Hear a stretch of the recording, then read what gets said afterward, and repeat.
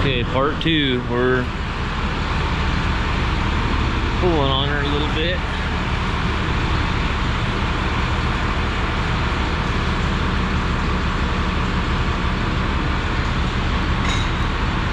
That.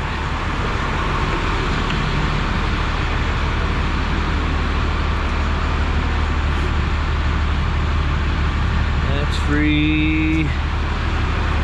Car stiff. I got that bracket loose. I had to pop those bolts out of there. Let's see anything else here.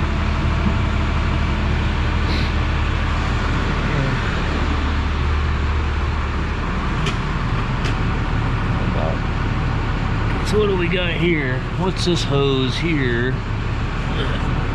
Okay, so that one's obviously gonna have to come off. And then this wire here is going up to the corner post on the cab for the lights. That's gonna have to be unplugged. Hang on a second.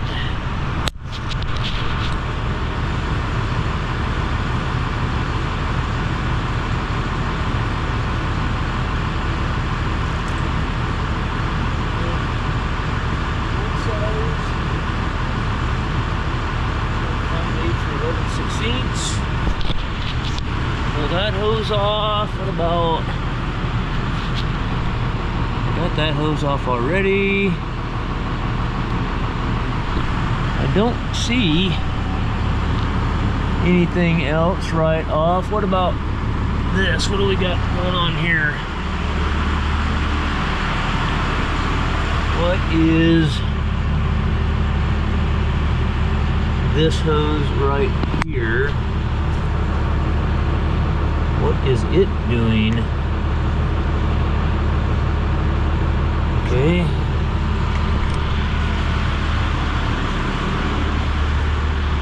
Got to take a little closer look at that.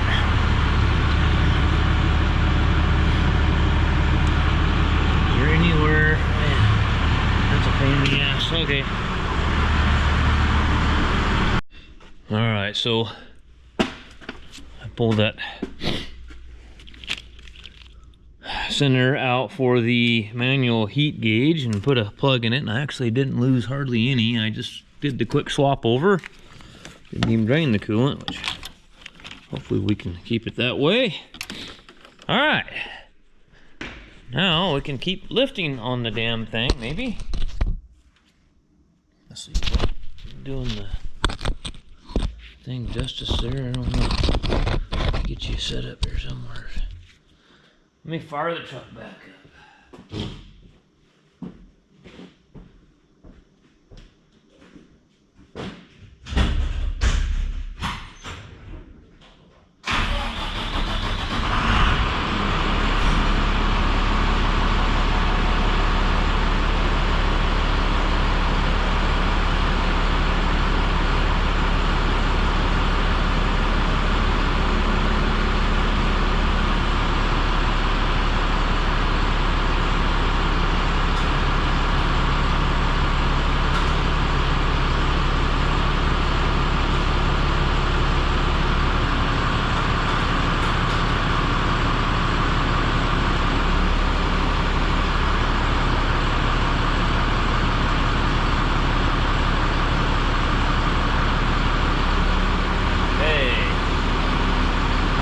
Clear spot back here.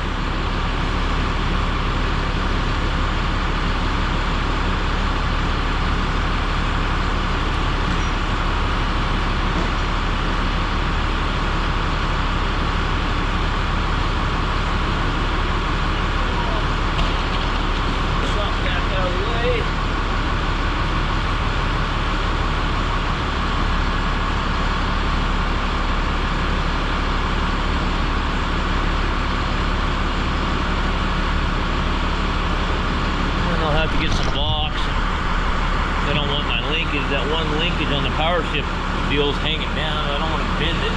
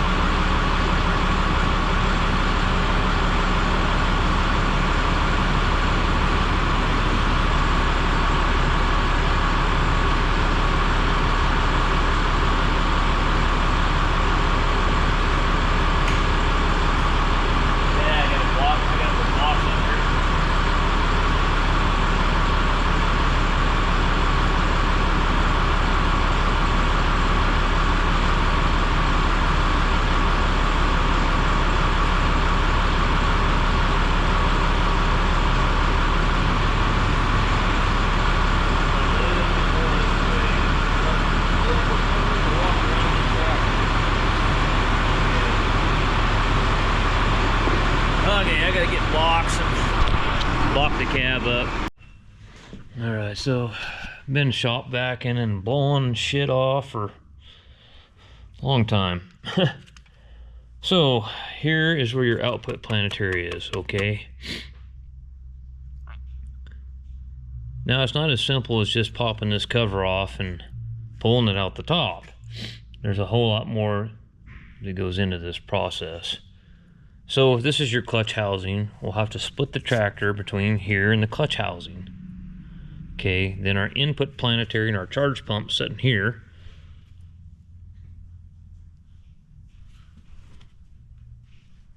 And then we'll have to pull this rock shaft off. Once you pull that rock shaft off, there's an output shaft that'll come out by the rear end. Then you can pull this out. So it's a very labor intensive process. This is not just some easy, you know, hey, just take her apart type thing. So there's a lot of shit going on here. So okay, I don't know how far I'm gonna get here. I'm gonna see if I can get it split before I have to go. I gotta go take care of that one road runner. I'm waiting for Tom to show up with the O-ring for the filter head. And then something you'll have to, you can see where the blow-by tube goes down through the block here. You gotta beat that up there because there's 1/2-inch bolts. There's 2 in the middle and there's 2 on each side up here. And the one up here, the blow-by tube, is in the way. You gotta get it up out of the way to where you can get it out. So I got those 4 1/2-inch bolts out of there.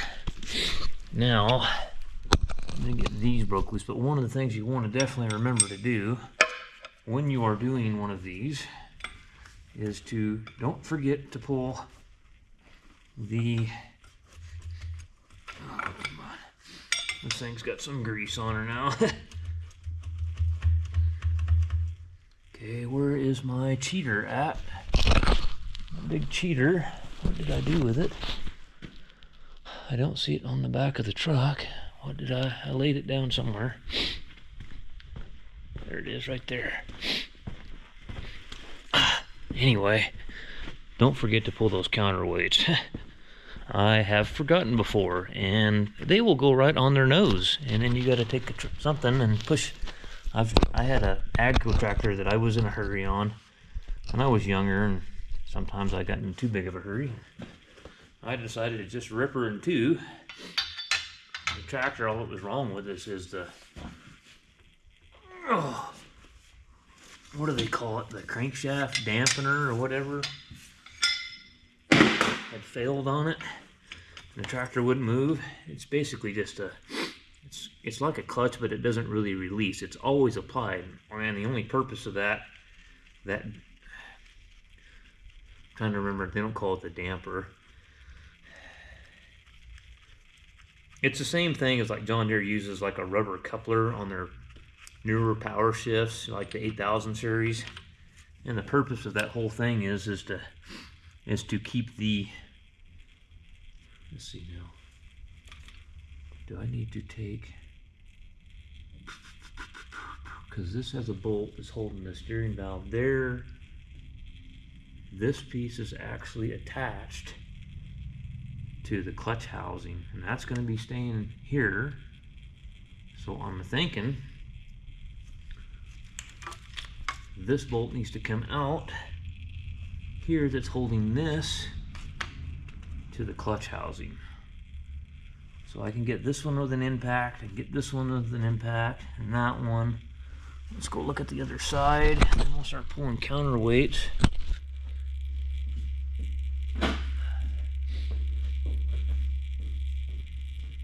Anyway, you guys remember that TW25? I've had that thing on a couple of videos where I've split it in half. Well, the owner, Chet's gone somewhere with his daughter back over in Wyoming somewhere. She's working on a big cow ranch there. Come on, that's not going to stand there.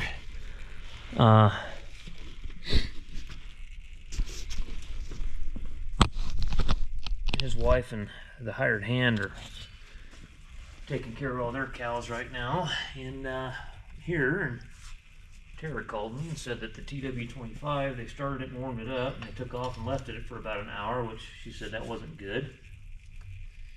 And it came back and there was a lake of oil underneath it, hydraulic fluid, and then the tractor won't move.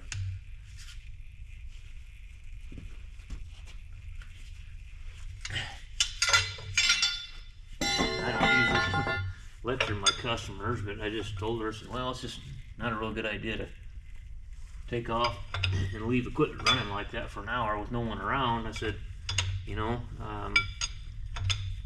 thank God it was on the hydraulic side of things. I said, but it could have been on the engine. You could have ran it out of oil and seized the engine up. So it's just not a good idea to let stuff sit there and run with nobody around it.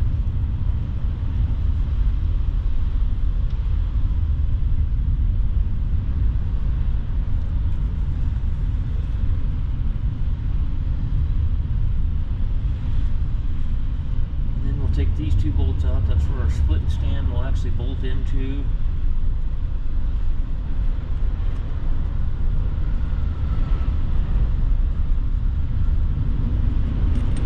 Okay.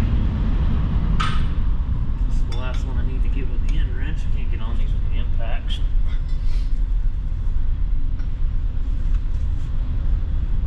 Okay, that didn't work out so good.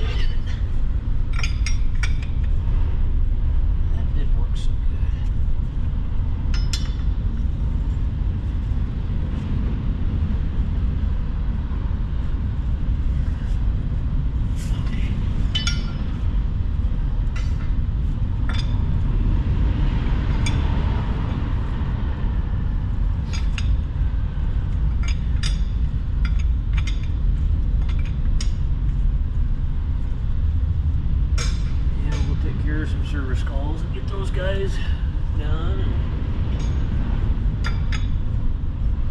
moving along here.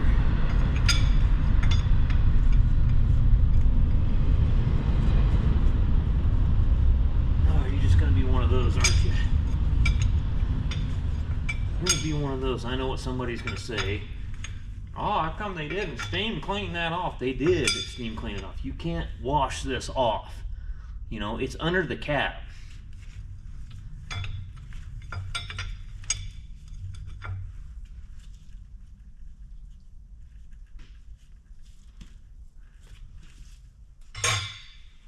Oh, I think Tom might be here with my parts.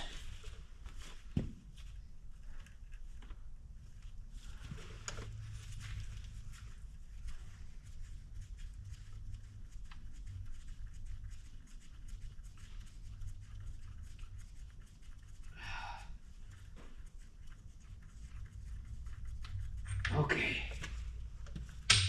All right, so I got all that out. I can go ahead, grab a 15/16. I can throw that right there. Put my book. I need to put it back in the office. This is what I need to do. This is a book for a 4440. It doesn't really work very well. There's actually quite a bit of difference between a 40 and a 50 series. So it really doesn't do you good too much. It's pretty similar, but there's quite a few differences. They started doing a lot of different stuff with the controls and stuff like that. Yeah, 15/16. Pull this bolt out, pull this one out, pull the counterweights off, pull these two bolts out, and get the splitting stand set up and ready to go.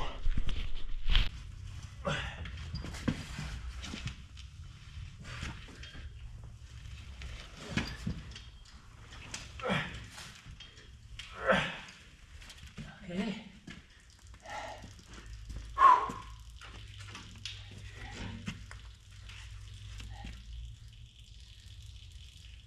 Okay, I got a cap.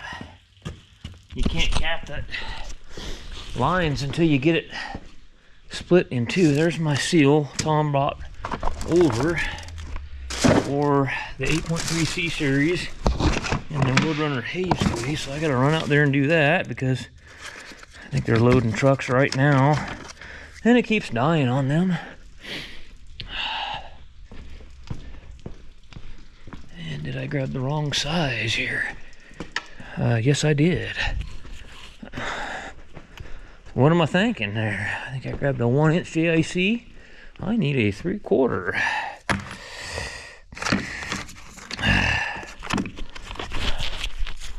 Oh, there's another 3/4 right there.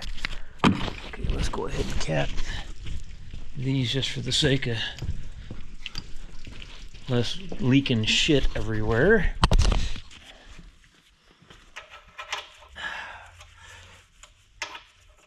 Oh, you dirty fucker, you.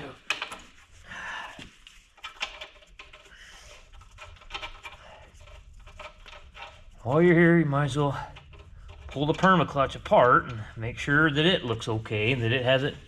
You know, I just was talking to the foreman over there, and he said, you know, I'm not so certain here, guy, that one of our guys didn't pour pump drip oil in these tractors. And I said, well, that'll sure as hell delaminate the clutches, I'll tell you that. Hopefully they didn't do that.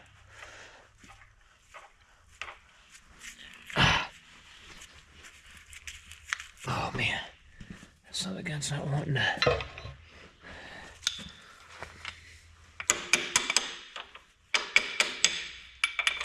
There it goes.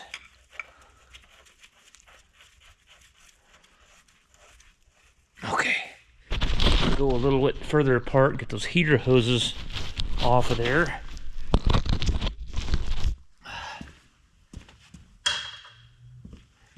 Yeah, I'm gonna be pretty hard about things from now on.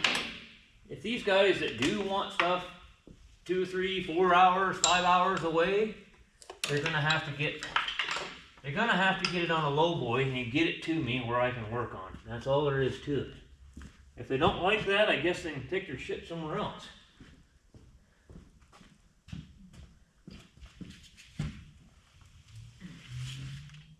Why in the hell would you want to go live in motel rooms or camp trailers and all that shit when you can make just as much money, I mean, sitting here and going home every night?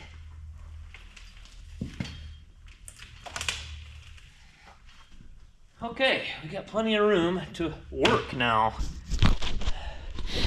Okay, my jack stand and everything's underneath that, so that can't get away from me. But yeah, we'll have to pull this permaclutch off, and I have a tool that I made years ago for permaclutches. And where's it at? That would be it right there. What happened to the other end? Should have been a bolt welded on the other end, but somebody has cut a link off my deal. But anyways, I'll weld another 1/2-inch bolt on there. But what I do is I take that tool and I thread it in here right into these holes right here, and then I can pick it up and pull the clutch off. It's just way easier. That is a heavy bastard right there. Okay, so here's your charge pump. This is your input planetary back in here. Your charge pump is right back here.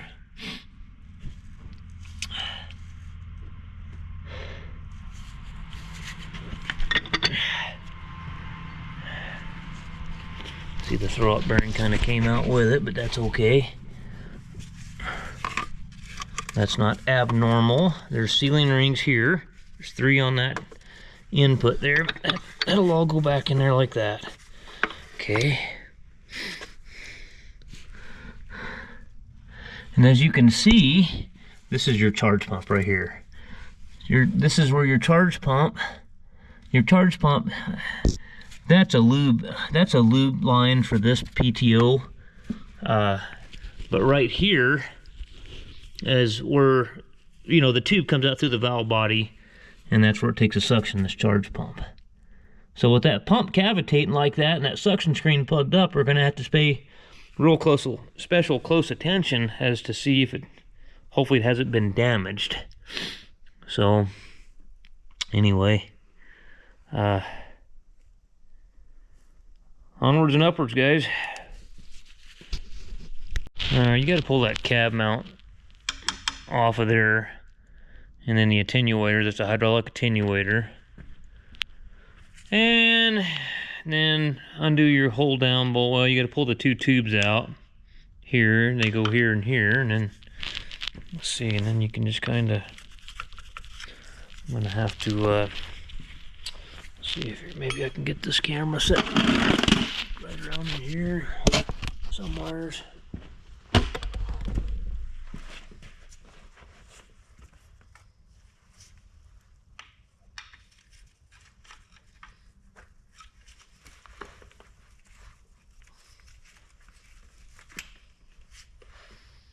And then those little elbows just come out of there, then you can pop the tubes out. You know, so they say anyway.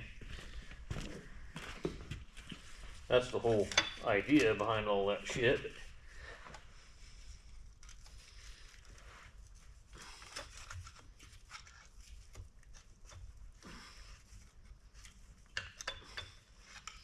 Might have to pull this hold down. I was trying to cheat a little bit and leave the hold down clamp in place, but it's being a dickhead.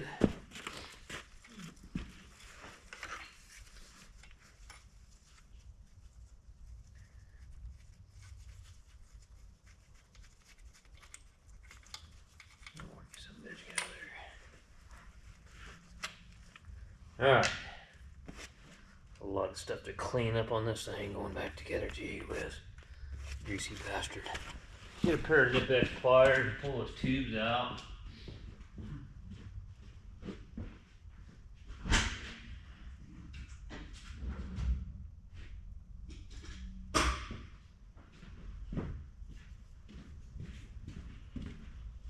Okay, let's see if we can.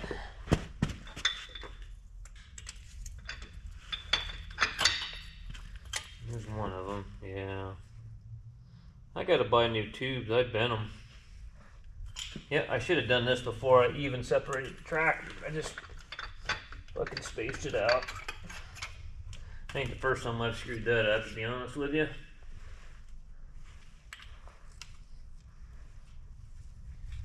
I forget that quite often.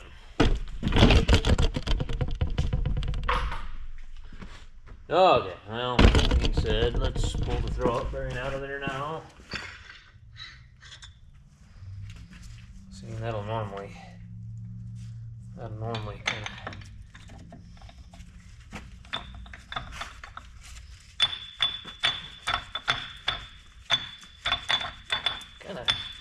kind of hanging up in there, isn't it?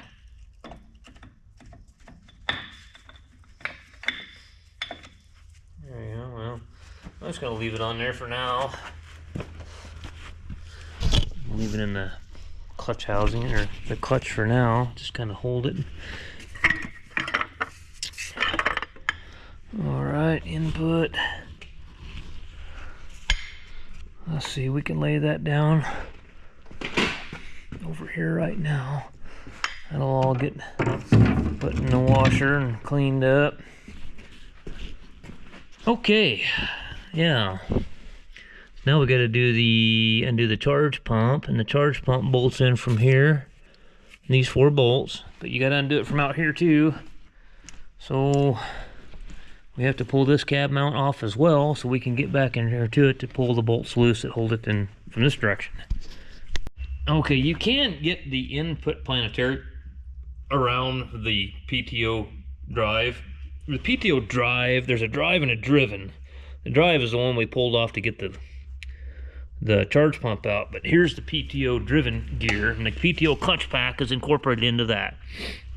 So my thought was, you can, we probably ought to have due diligence here, because I had the manager call me, and he was kind of suspecting that his guys might have poured pump drip oil into it. So I pulled the output shaft out, which is right here, and I'm glad that I did, because look at the shit laying in here.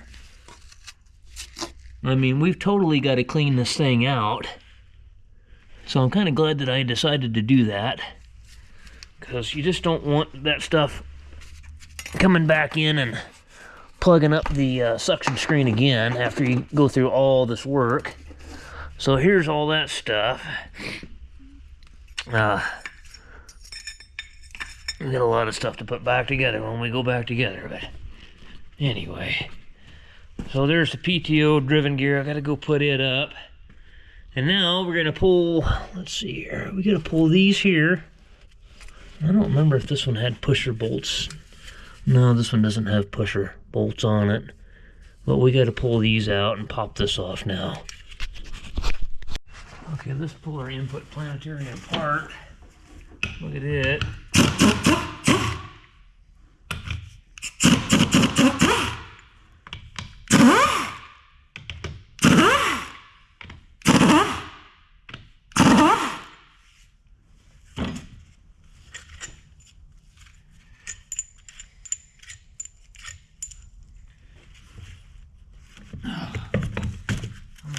Come apart. Alright, there it is. That came off there.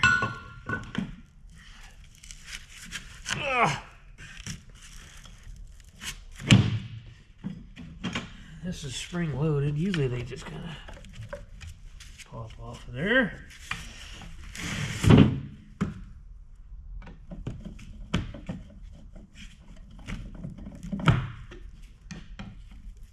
This one's not really wanting to do it though. Did I forget a bolt? It does not appear that I... Oh, yeah, that's right. You gotta pull that oil manifold bolt out of there. That's right. Yeah, I did forget a bolt. But the oil manifold is right here. It's a long one. Is that right? Or do you pull that Allen head out of there? That ain't right.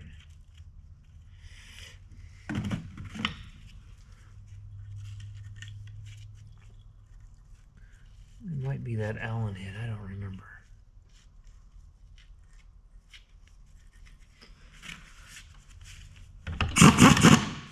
Trying to remember here. Ugh.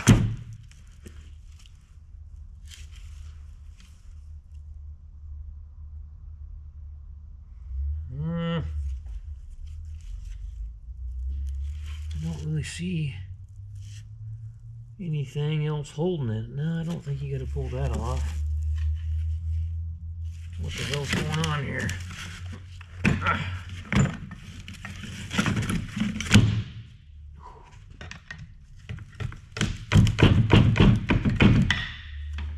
ought to come off there. Something's acting like it's holding it over in this area. Now what?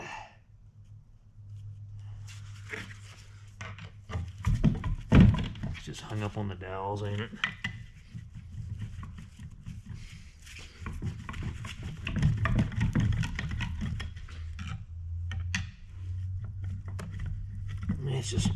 It's just hung up on the dowels. Okay.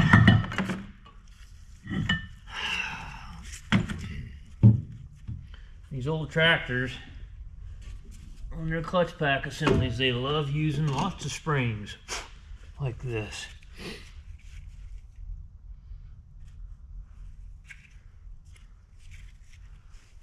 So here's our input clutches. These are a little different than I'm used to seeing.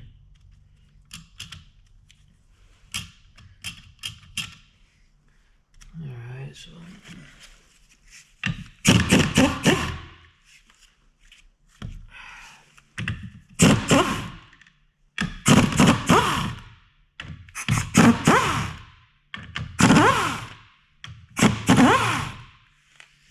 you might get in here and find that most of that's okay, and it's going to be something on the output side, or it could be the brakes delaminating. I mean, hard to say. Alright, so there's that one. The clutch disc there, and as you can see, that one, there's no material left on it at all on one side, and it screwed up the hub too. We're gonna have to, or not the hub, but the friction. The friction's toast in it. Yeah, so that one's done for. Okay, there's our clutch piston.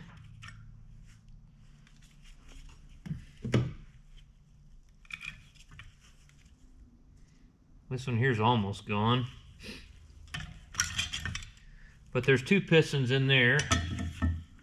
So we'll have to get, I'm just gonna go ahead and put the stuff back together.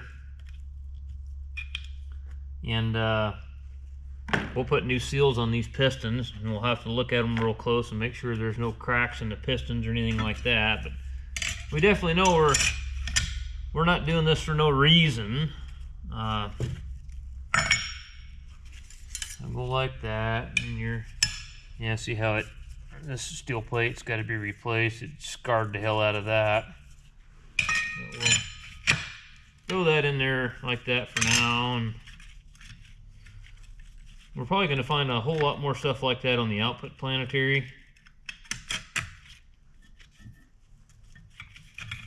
And no, this ain't, like the 4440s, they did bronze plates on the input side.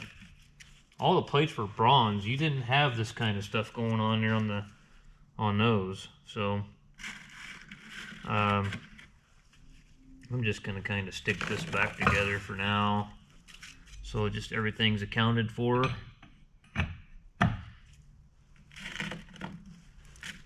Just kind of hand tighten the bolts in there. And then we will commence to tearing the rest of the tractor apart to get the output planetary out of it. We got to pull the clutch housing off.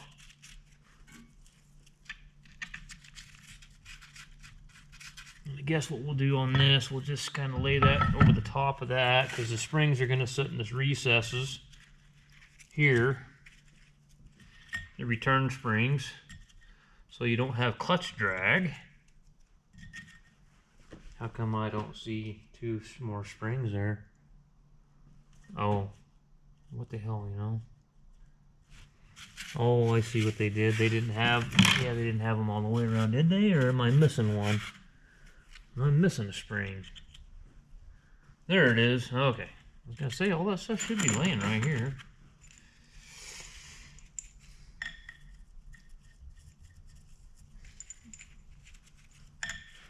So we'll go lay this on the bench. I'm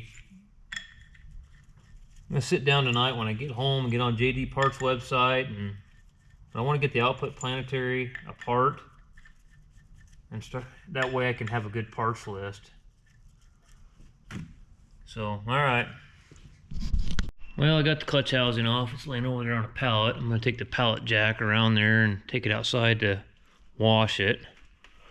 Anyway, there's on these clutch housings, when you do them, there's O-rings in here like that, which this thing's been on there a long time, and that possibly can contribute to things slipping and things not going right either. So, but you kind of see where we're going now. This bearing quill, you'll have to take it off, and then this cover obviously will come off. Yeah, I don't know, this whole valve mechanism will have to come off of there. Pull this cover off, and then pull the rock shaft. We'll probably pull the rock shaft first, try to keep as much material as possible out of there, but we'll have to pull the rock shaft arms off, and any lines that are hooked to it, obviously. And then once you get the rock shaft off, you'll see a line. There's a hydraulic line that you'll have to remove. I'm trying to remember the shaft, this output, the pinion shaft basically, will have to come back and come out of there. So to get this whole planetary pack out of there. So it's a very labor intensive process. This is not for the faint of heart, I'll tell you that. To tackle one of these, you gotta put your head down and go. So there's a lot of work involved here. So anyway, but you know, it's like guys are starting to find out, you know, if you can get the parts for these old tractors. Right now, the new stuff is harder to get parts for than the old stuff was, because the new stuff is a lot of the computerized stuff and the electronics for sensors, you know, some of the emissions components like NOx sensors and things like that on them. You can't get shit for them right now, because they've sold everything out to, well, you know who, to China. So anyway, it's about 6 p.m. I would have got a lot further along today, but I had those service calls. But I'm going to go home tonight and start getting on JD Parts website and start making a parts list. Because I know just certain things. I know on that input planetary what we need for that one. And I know I'm going to need a clutch housing gasket. I'll need a gasket for the output planetary cover. And then I'll need a gasket, because this is a wet clutch, this perma clutch. And we still need to take this off and tear it apart and inspect all the disc in it. But we're going to need a gasket between the clutch housing and the engine block. And then we're going to need a gasket for the PTO output back here. So there's a lot of little ins and outs and parts that we're going to need. So I can at least start getting the ball rolling on that, and maybe even start ordering some of this stuff just to get it here, so we can keep parts coming along. I've already got the rebuild kits and stuff. There was 6 liners and pistons. There wasn't any in it, not United States, for that tractor through Deere, and I got 6 liners and pistons coming from Canada. They're coming out of Canada. So anyway, all right guys, well, tomorrow's another day. It's winter time. I don't usually work till 8 or 9 o'clock in the winter time. I usually work around 5, 6 o'clock, and I get the hell out of here and go home, see my wife, sit by the fire. All right, talk to you later.